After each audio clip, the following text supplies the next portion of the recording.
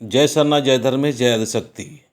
दिस्तार प्रकट सरना झंडा चिगड़ी गांव में बिरसा उरांव और झरी उरांव के घर में सरनामा झंडा के रूप में, पेड़ के रूप में और बहुत सारे हमारे शक्ति के रूप में प्रकट हुई है।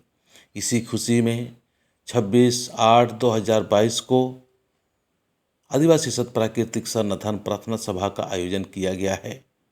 आप सभी लोग जरूर पहुंचने का कोशिश करें। इस आयोजन का जो मुख्य अतिथि है अनगढ़ा रांची से होकर आ रहे हैं सुकरा मुंडा, वो हमारे इस आयोजन का मुख्य अतिथि है। आप सभी लोग जरूर सुकरा मुंडा का जो दिव्य वचन और उनका जो विचार है समाज के प्रति, उनको सुनने के लिए जरूर आएँ। साथ साथ सरना समाज से भी धर्म की अगुवाई कर रहे हैं।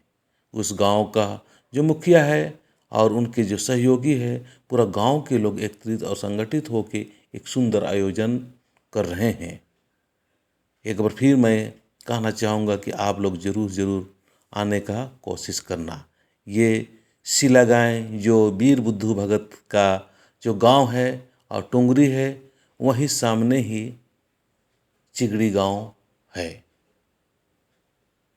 आप सभी लोगों से आशा और उम्मीद है आप लोग जरूर आएंगे और इस सभा का धार्मिक और आध्यात्मिक मंच का शोभा बढ़ाएंगे।